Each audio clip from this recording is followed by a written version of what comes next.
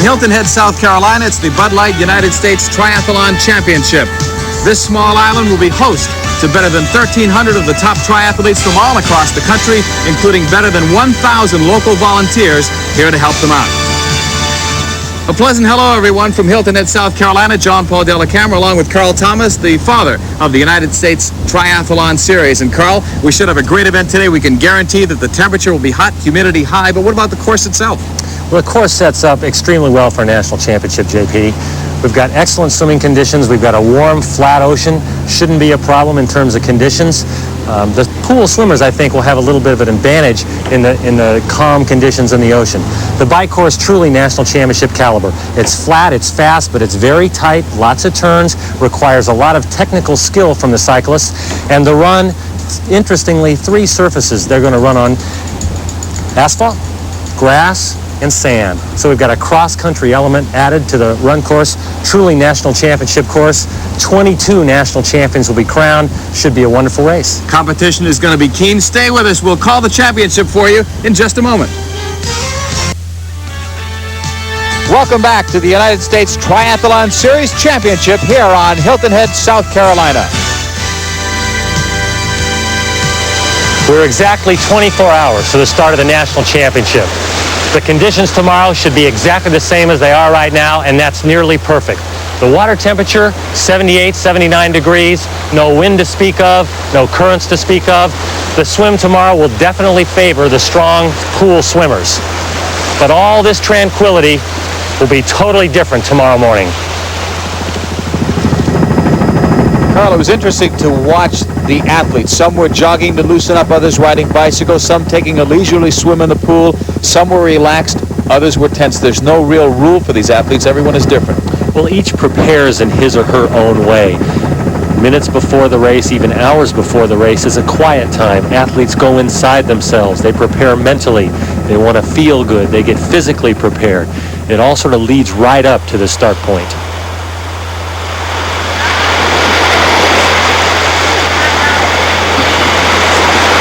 I try and stay relaxed and save all that adrenaline and energy until the gun goes off. I really concentrate on keeping my cool and saving it all for the race. Oh, I think the 3 or 4 minutes before the start of the race are the most taxing of the whole race. The anxiety that everyone goes through. You're nervous. You want to make sure that everyone has the perfect race. It never works out that way, but you certainly want a good start. And I hate those first 3 or 4 minutes. Once the gun goes off and we're 200 yards into the swim, then you relax and just follow your game plan. 10, 9, 8, 7, 6, 5, 4, 3, 2, 1. And the men professionals are officially underway as they begin a 1.5-kilometer swim. The water is warm, and although the first person out of the water may not necessarily win this triathlon, Carl, it's important that they get off to a good start, and the swim is the start of this triathlon. They've all prepared a long time for this, John Paul. This initial point where adrenaline is surging and there's a lot of excitement and people are jostling for position right here. As Dave Scott said, the first 200 meters is critical. You want to get into a rhythm and be comfortable with the surrounding conditions. Conditions are near perfect for this triathlon championship, but right now let's go to the start of the women's professional race. 10, 9, 8, 7, 6, 5, 4, 3, 2, 1. And the women are officially off, and much like the men, we've got a lot of great swimmers out there, and it'll be important for them to get off to a good start in the early going. Strategy comes into play immediately. The stronger swimmers, as you can see, go to the front. That's part of their strategy. More of the Triathlon Championship coming up in just a moment. And we're seeing some of the first swimmers coming out of the water, and this is really grueling. They're going to be running up the sand and then up a ramp, and with a wet bathing suit and after swimming, Carl Thomas, for 1.5 kilometers, the body's got to weigh a little bit more here. Well, they've all been thinking that this is coming. I mean, when they begin to get out of the water, they're thinking, now I've got to go to the bike. This ramp, interestingly enough, specially constructed to get up over the dunes. You can see there in the background them running down the sand dune and through the specially constructed shower as well. The shower rinses the salt off their body. Again, we are swimming in the ocean, salt water a consideration. When you get out on that bike and run, you don't want to have salt on your body. And there's a halftime band entertainment that's been provided here, giving the athletes a little something more to enjoy. And this is one of the most interesting parts of any triathlon, the transition series. That's a look at Richard Wells, and he's not going to spend too much time in here. Well, Richard's a veteran triathlete, actually really coming into his own this year. He's from New Zealand, a top swimmer. As we watch Richard do the transition from swim to bike, very little time. He's wet, he hasn't dried off, he got right on his bike, and out he goes. What's the best time that you've seen with some of these athletes in a transition area like this, Carl? At this point now, John Paul, 15 to 20 seconds at most. What we're seeing here, an athlete putting on his shoes, that really doesn't happen that much anymore. The athletes now have their shoes already cleated into the bike. They hop on the bike, put their helmet on, out they go. They get into their shoes while they're riding. We're going to be talking more about the equipment, especially helmets like this athlete is wearing. And as we take a look at some of the bicycles that these people are riding around, and some of these bikes cost anywhere from $2,000 to $5,000, so it's not a cheap sport. Well, at this professional level, it's not. But triathletes don't need to spend that much for a bicycle. I mean, you can get a terrific triathlon bike for $500. And the professionals are only part of the story. A lot of great amateurs are competing in this triathlon as well. Right now, we'll talk with one of the premier triathletes, Scott Tinley. A lot of people are saying, hey, you know, you top four, you, Melina, Alan, Scott, you guys are about to be dethroned by the young guys. And even though there are, granted, several young people who are making a good, strong showing this year, I don't think they're there yet. It comes down to a situation of who wants to race more. Because some place like that, among the top 3 or 4 guys, you know, it's anybody's race. And I think if you're more confident, if you feel that you've trained harder than the person next to you and you want it more than they do, then you have a mental edge, and that transforms into a physical edge in the end a lot of times. How's it going? Oh, pretty good. You gonna finish? Yeah. Oh, yeah. Kidding? I'm gonna kick some butt. Give me some inspiration before you leave. What makes you do this? Hey, I'm insane. I like pain. What can you say? Go get him. Get into it. That way. Tough swim. Glad it's over. Now what? Now, let's have fun on the bike. And as we leave the transition area, we're going to show you a nice shot of the Hyatt Regency here on Hilton Head, South Carolina, our headquarters. And in the parking lot, you see a lot of bicycles. Let's learn more about the bicycle from Carl Thomas. We're with Sue Hutchinson, and Sue's on her bicycle. Some of the features on her bike are extra special. Sue, could you explain your front wheel for us? Yes, the front wheel has been aerodynamically designed. If you notice, the rim is tapered. The spokes are only half as many that you generally find. There's only 18 spokes there versus 36. They're also blade shaped, which is flat versus your round spoke. Aerodynamically, it's much faster. And the feel when you ride it is as though you're cutting through butter. If you notice on her shoe, the cleat is round, cylindrical, has a hole in it. The pedal, as you can see, is a cylinder which fits right inside the cleat. Sue, why don't you go ahead and put your cleat in the pedal there. We call these bindings. As you can see, she clips right in here. Same on the other foot. Sue, I feel like I need some dark glasses here. You're in awfully bright colors, and this is an example of a tri-suit. Could you sort of explain not only the colors, but the function of the tri-suit? Yes, certainly. Well, basically, color is my way of life, so that's why it's bright colors. Number 2, I don't want to get lost on the course, so that might be an insurance also. From the practical standpoint, I like it because I can do all 3 activities in it. I can swim in it, I can cycle in it, and I can run in it. It's Lycra, it's extremely fast drying, it's tight, so there is no flap or loose material. There is a chamois in the shorts for the cycling, but it's not as heavy as a normal bicycling chamois. So altogether, it's a most efficient thing. Saves you time because you don't have to change, and it's comfortable. We're here on Hilton Head, South Carolina, a gorgeous day for this triathlon, and we'll have more of the USTS Championship Series coming up in just a moment. We're back here on Hilton Head, South Carolina, a gorgeous day for this triathlon. This is the 2nd year in a row that Hilton Head has hosted this championship event. As you can see, the bicycle I'm riding does not remotely resemble the racing machines the triathletes will be riding. We're going along here at 5-6 miles an hour. Average speed during the race somewhere between 25 and 30. The bike course here at Hilton Head is a truly national championship course. It's flat, it's fast, it's got tight turns in it. It's going to require a tremendous amount of technical skill from the riders. And very possibly the race could be won or lost here right on this bicycling course. And one person doing quite well so far, Richard Wells from New Zealand. He was the first man out of the water, and right now he's leading in the bicycling part of this race. Former New Zealand national swimming champion, JP, Rick Wells is traditionally out of the water either on the lead or near the lead, and is really a strong cyclist as well. He's been up and coming all season long and actually is doing a credible job. He's had some frustration as well, finishing second in 2 recent events to Scott Molina after holding a lead at one stage of the event. Yeah, well, Scott Molina is a difficult guy to hold off for anyone in the world.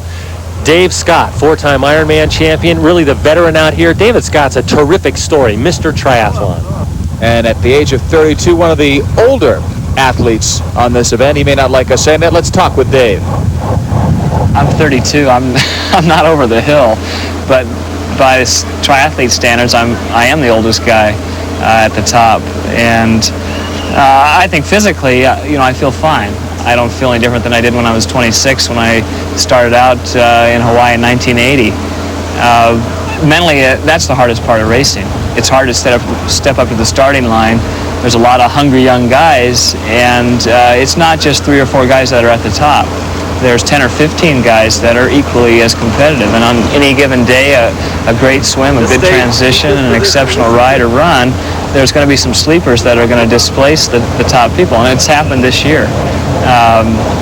It was always a shoo-in that I would be in the top 3, and now I got to work like fury to get in those top 3 slots.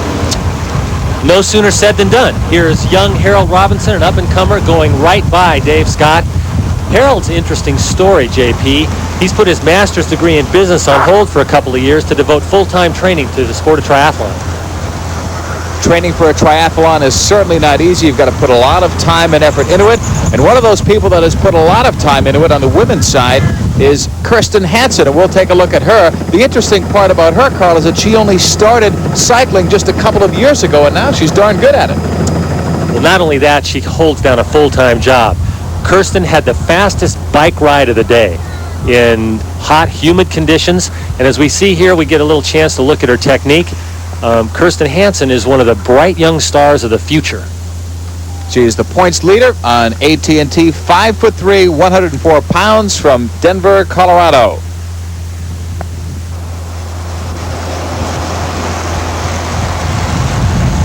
Back on Richard Wells, and interesting point here. See those handlebars? They're sort of swayed out in front of him. What that does is it gives Rick a chance to put the stress of the bike ride in his arms over the length of that forearm rather than taking it all in the hands and wrist. And we're nearing the end of this tough bicycle race, 24 8/10 of a mile. We may see the heat begin to take its effect on some of the athletes. We see them all bunched together here as they head towards the running part of the race. And that would be our final segment of this triathlon. You're watching the Bud Light U.S. Championship Series. More from Hilton Head, South Carolina in just a moment. Welcome back to the Bud Light U.S. Triathlon Series. This is the National Championships here on Hilton Head, South Carolina. We see a lot of the cyclists bunched up together, and Carl Thomas, a strange-looking vehicle passing on the left. Well, the motorcycle you saw there is a drafting marshal. They're triathlon officials. The most controversial rule in the sport of triathlon is the no drafting rule. Cyclists are not allowed to draft each other. These motorcycles are out there to keep drafting from happening. And on the women's side, here's a look at the leader, Kirsten Hansen, #1 on the AT&T point rankings, and she's #1 here so far this afternoon. As we mentioned before, she only took up cycling just a couple of years ago. That was her weakness, obviously, because she had never even taken it, but she was an excellent swimmer, and she's rapidly becoming an excellent cyclist. She has the fastest bike ride of the day by 3 minutes, as we see 3 gals in hot pursuit of Kirsten. But as we know, they didn't catch her. She just had a terrific day. Like all races, this one too has its share of favorites. One of the favorites was Linda Buchanan, who was 5th after the swimming part of the event. Linda is the defending national champion. I always thought I was a little bit more, you know, I go out there and I do my best, which is true, because if I look at it from the standpoint of I have to win, that's a relative thing. That means I have to beat everybody else. And sometimes that's out of my control. The only thing that I have control over is myself. So I set it up in terms of I'm going to do my best. But when it came right down to it and there was somebody else on my shoulder, I didn't want to lose. Well, she didn't have too much choice here, Carl. She was not in total control because there was an accident, and Linda Buchanan was one of a couple of people to be eliminated early. An unfortunate mishap with a service vehicle. I'm pleased to tell you, though, JP, no serious injuries resulted. Linda Buchanan went on to travel to France and actually win a major triathlon in France 1 week later. So all's well that ends well. Unfortunate today, but all three of these young ladies will be back. There's part of the accident. Tough break for Linda Buchanan, one of the top competitors in the triathlon series. One of the bright new stars, JP, one of the ones the veterans are wary of, young Clark Campbell, 19 years old from Coffeyville, Kansas. Clark is really got a great future in this sport. And you see some of his equipment and some of the equipment here that was on display on Hilton Head, South Carolina. The most important part of the equipment, the bike. Ron, technology is obviously advancing in bicycles. You have some interesting elements on this bike. Could you describe them for us? Okay, starting at the front, Carl. Number one, this is standard frame. You can go into a bike shop and buy a Dave Moulton frame anywhere. What I've done is I've taken a standard frame, although a high-tech road racing frame, it is standard, and I've put high-tech, not so easy to come by components. These bars are built in Huntington Beach. They're aerodynamic, based upon a 3.5 to 1. 3.5 times the width in length gives you what's described as a perfect aerodynamic foil. That's what the handlebars do. The wind tunnel tests that have been done on the bars say that in a 40K race, you're going to get 30 seconds. And you're an ex-racer, you know what it's all about. If I can get 30 seconds by putting those bars on my bike, I'm going to do it. I won't comment on how you look with that helmet, but obviously you're wearing you're wearing it for good reason. Could you describe that helmet for us? Carl, everybody in the sport is making an attempt to go faster, to do it better. That's just basic. The aerodynamic helmet allows the head, which has hair flying all around it, and some helmets have bumps all over it. It allows the head to become a part of a molded egg shape that when crouched down on this bike, my head is part of my back, and the wind goes over my head and it makes me go faster. And as silly as I look, with my shirt off and with only a pair of Speedos on, I'm about as aerodynamic as I can get, unless I get inside a foil of some type. So, once again, a young developing sport with all kinds of ideas. This is just one of them. And scenery, a large part of this triathlon. The gorgeous area known as the Palmetto Dunes, as we see some of the cyclists gearing up for the competition. We're coming to you from Hilton Head, South Carolina. This is the Bud Light U.S. Triathlon Series. The running course here at Hilton Head is most unusual in that we've got 3 surfaces to run on. First, and for the most part of the day, this asphalt.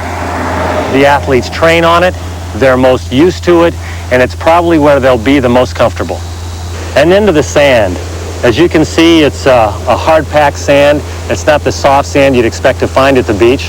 The athletes have about a half mile of this to run on. And as you can see, it'll break loose. It'll break loose under their stride. And while it shouldn't prove to be too difficult, it is a change. Half mile of sand, then back on the asphalt. The middle part of the run course, 3 to 4 miles, is back on the road. Here's where the heat and the humidity will really become a factor. Most of the triathletes will find that this is the most difficult part of the day. One of the most interesting and most beautiful aspects of this run is this famous Hilton Head golf course. The triathletes cross this bridge and head right out onto the grass surface. As you can see, the grass is spongy. It's not real hard, it's not real soft. It's the middle of the three surfaces. Shouldn't really impact the run very much. The nice thing about it is the aesthetic value of the golf course. Very rarely do triathletes get to run on golf courses. Another great part of the Hilton Head National Championship. From the grass, it's back to the pavement for the final time. At this point, the triathletes are reaching back for everything they can for that final push to the finish line. And the finish line is where Scott Molina has his sights set on. So too does Richard Wells and a host of other top-notch triathletes. Right now, as we look at Scott Molina, he is number 2, but that's not a strange position for him, Carl. But some way, somehow, he seems to finish on top. Known as the Terminator on the circuit, Scott Molina has a clock in his head as we watch them run by the Hyatt here up towards the Mariners Inn. Scott Molina is tracking Richard Wells right now. Scott Molina is sort of like Bill Shoemaker. He's got that clock in his head and he always knows where the finish line is. He always knows what it takes to win a race. Unbelievable. We see here Scott Molina just coming on screen from the right. We can see Richard Wells on the left of the screen as they run toward the beach exit. What would you say, 50 meters, 60 meters separate the two right now? And the unfortunate part for Richard is that the run appears to be Scott Molina's real strength. And Richard's been overtaken 3 or 4 times this season exactly like this. Looking over his shoulder, he knows Scott Molina is there, he knows Scott Molina's coming, the Terminator. And Scott Molina, just 26 years old, but really establishing himself as a major name among the triathletes across the country. He now bases himself in Boulder. He's got the shades on there to make sure that the sun stays out. He's really got his training system and technique down pat. Well, this is familiar ground for Scott Molina. You can notice his stride, those legs. I mean, he exudes athletic performance. He is a great tactician, as we mentioned before. He's not always going to be, and maybe in most cases, not the first man out of the water, not the first cyclist, but when you look for him to make his move, it is usually right here on the run.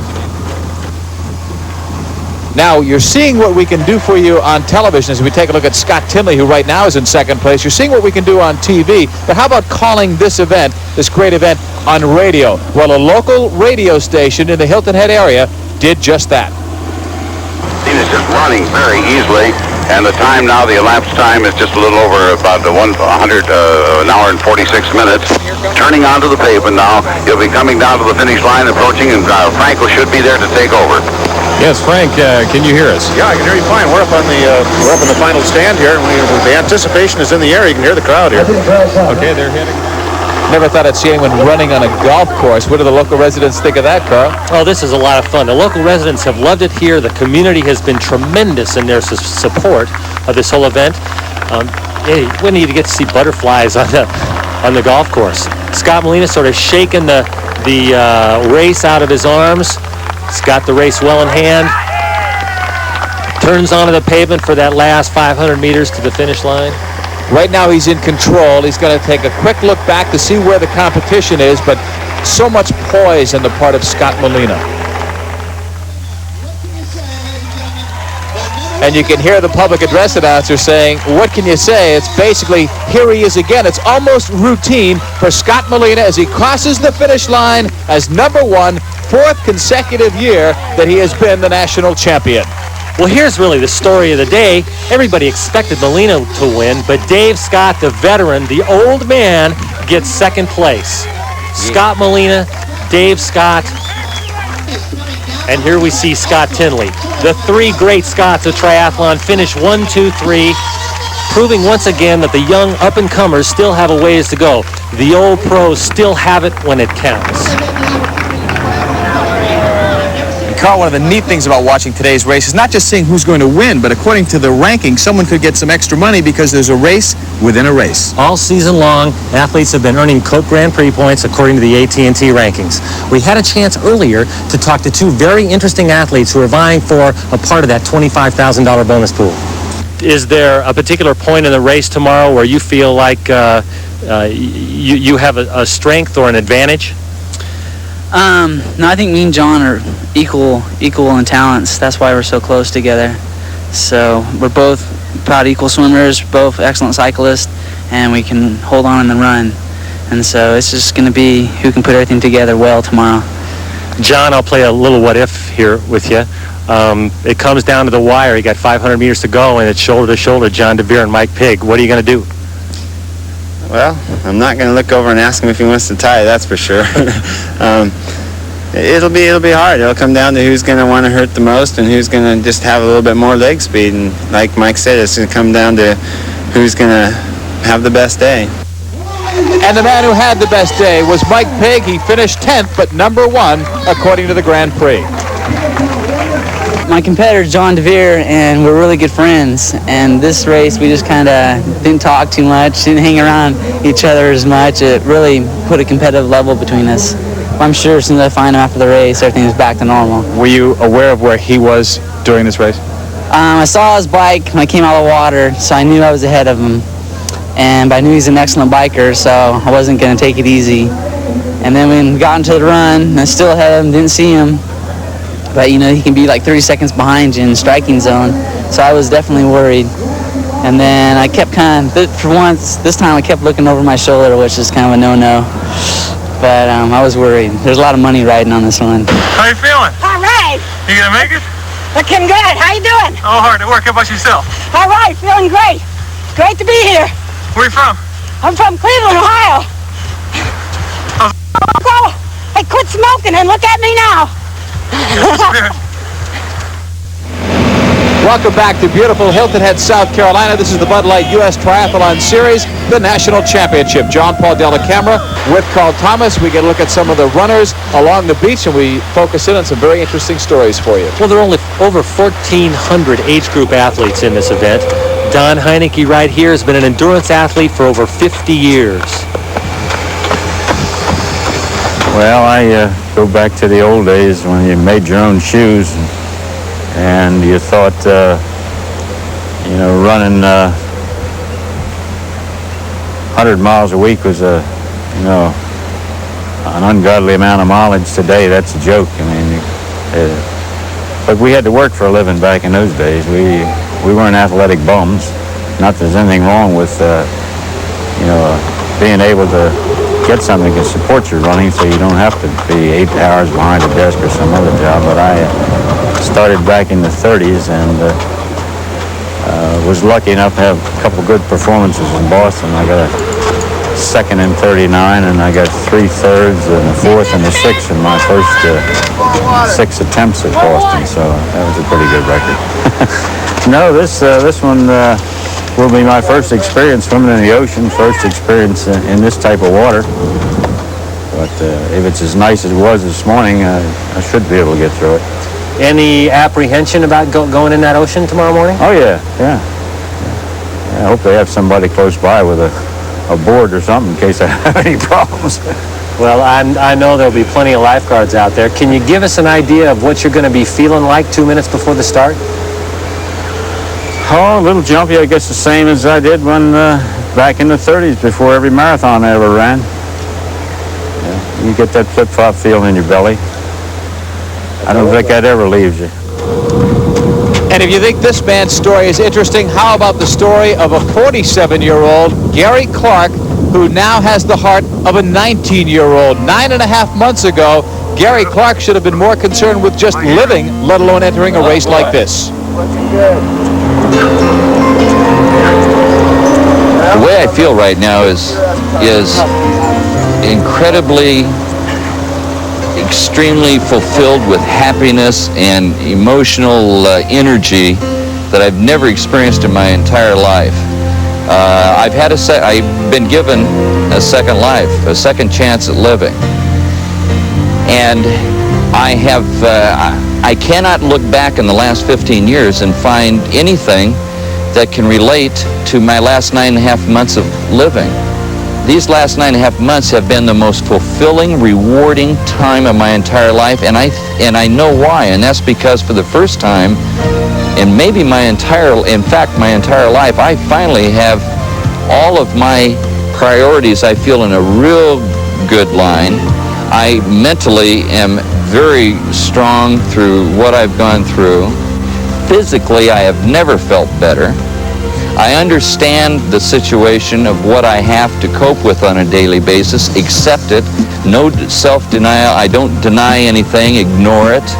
And so grateful for the medical technology, what they've done now, and that to be here and enjoy the day is extremely so fulfilling that it's my days are like years. At the end of the day, I don't find myself looking at my watch like I used to and saying, my gosh, what's happened to the day? I didn't get anything done. I get something done every day. It's fulfilling to the max, and I have no regrets, because if I didn't get something done, there's tomorrow. The emotion that I find that I become just kind of churns up inside me. I know that each time I'm taking a step in the forward direction, that's exactly where I'm going, and I'm that much closer to the finish line. When I start, I already figure I've won just by starting. When I cross that finish line, the emotions that come up in me are just incredibly, I wish I could package it and give it to everybody, because it is the most beautiful sensation of what I have just experienced and seen, that I wish I could give it to everybody to enjoy it, how much I enjoy it. It's beautiful. Absolutely nothing but beautiful, gorgeous, invigorating, excited.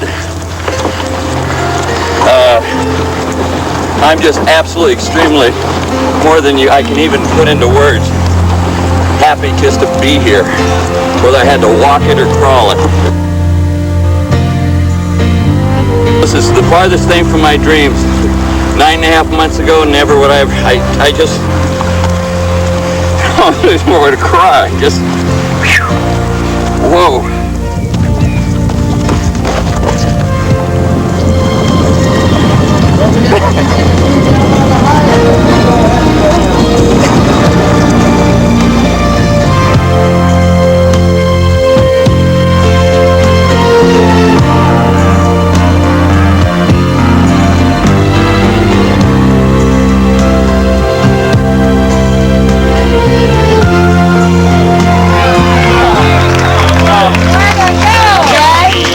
Congratulations. Hey, Gary.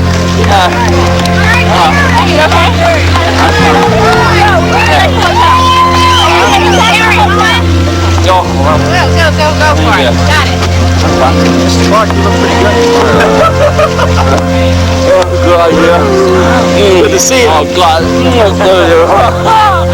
One more time. All right. That's wonderful. Back to Hilton Head, South Carolina. This is the Bud Light U.S. Triathlon Series, the National Championships. Gearing up for the home stretch. To the left, the athletes on the bicycles, and to the right are the runners. And in the lead on the right and at the top of your screen is Colorado's Kirsten Hansen, and she has had an outstanding day up to this point. Fastest bike ride of the day, John Paul. As we see Kirsten run on this beautiful Palmetto Dunes golf course, this is the style that's carried her all season long. Got off the bike, this steady running style. Not only does she win the national championship, but she also wins the women's title in the Coca-Cola Grand Prix.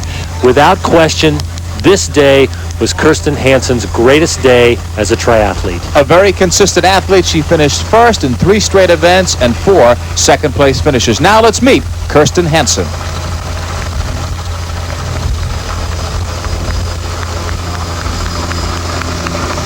Kirsten, in your mind, what do you have to do to win this race?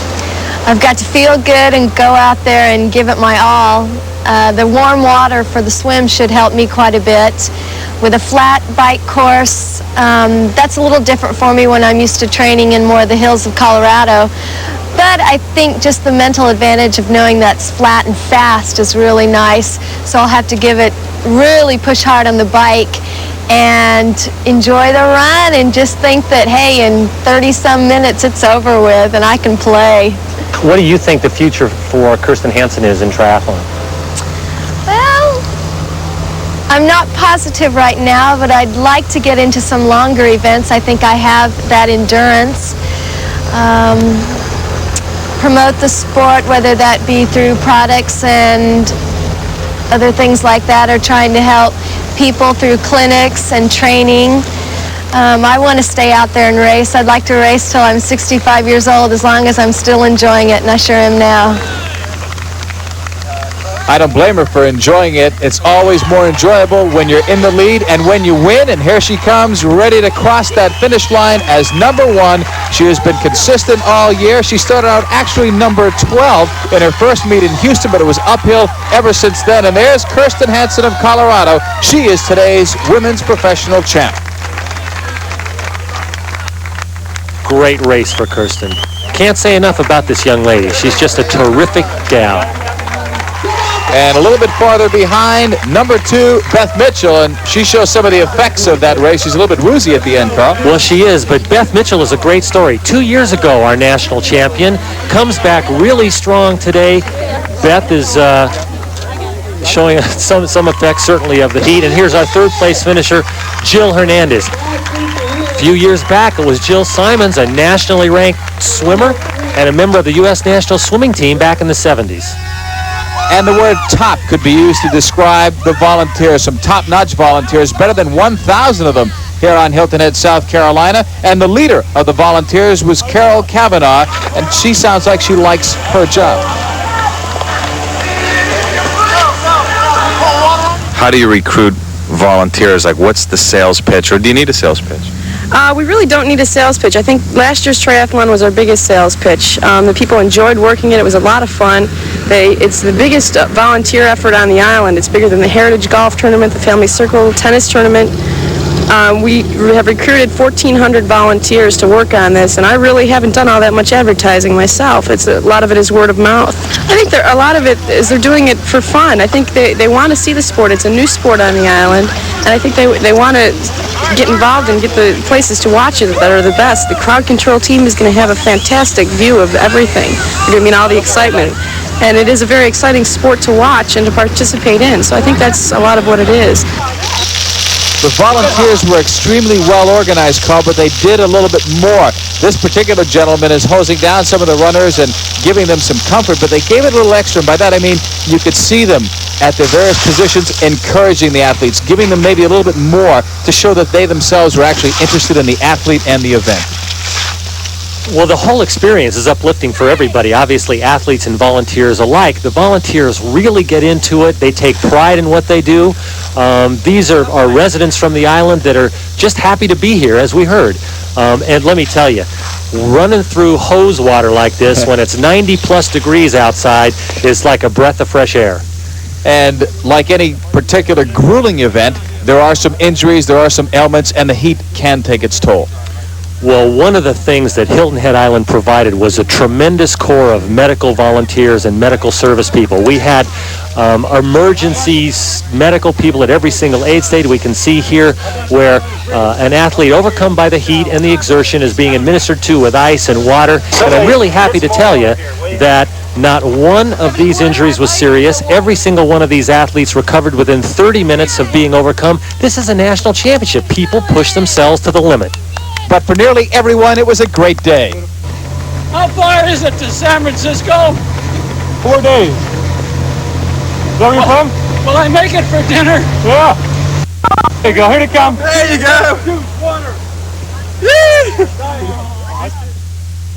Back here at Hilton Head, South Carolina for the Bud Light U.S. Triathlon Series, the National Championships. John Paul Della Camera with Carl Thomas. Now let's chat with the winner of the men's race, Scott Molina, who's won it 4 straight times. Scott, 4 times you've won it. Is it getting easier for you or more difficult because of the competition? Other than, I think, the first one, Bass Lake, I won by quite a ways there. This is the easiest of the 4.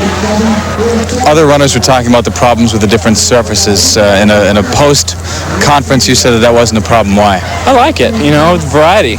If it's flat and paved out and straight out and back, all you have to think about is turnarounds 4 miles or whatever away, So I like the variety because, breaks the monotony. You seem to have the habit of starting out behind, but then coming back and then running. Everybody says, watch out for Molina when he gets the lead. But where was your turning point in this race today? I wouldn't say there was any turning point. I had a pretty good swim. I wanted to be a lot closer to Rick Wells than I was, but I was still close to the guys who were, the main factors in the race. I had a pretty good ride, nothing great, and a pretty good run, for me. I don't think there was anything that stood out. Just another day at the office for Scott Molina, the Terminator. Kirsten, congratulations on a great race. Tell us, first of all, what problems you encountered on this course. Well, everyone out there had to beat the heat, and I was definitely hot out there, but being small and growing up in some hot, humid weather, I think that was okay for me. The run with a little bit of the varying terrain was something to look forward to, but my legs about dropped out from under me as we ran down the little sand dune to get on the beach, so that was difficult. Was there a turning point for you personally in the race? The bike ride, right near the beginning, actually, I was pleased with how I came off out of the water. And then when I saw a couple of the good swimmers right ahead of me on the bike, and was catching them and passing them, I knew that it was going good. I felt great this morning warming up, and I can't do anything but praise God. Just imagine how good she'll be when she stops working full-time. Kirsten Hansen, a bright future ahead of her.